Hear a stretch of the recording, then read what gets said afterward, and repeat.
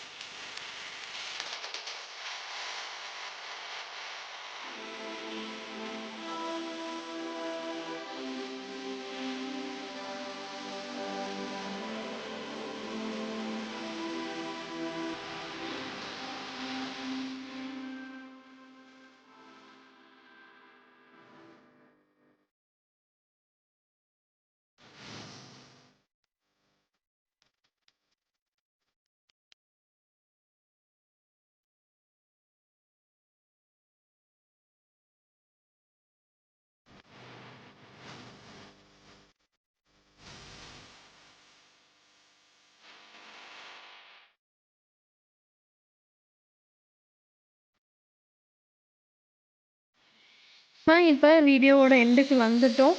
So இதுதான் வந்து புதுசாக திறந்துருக்கிற கோப்லன்ஸில் இருக்க பெரிய இந்தியன் ஸ்டோர்.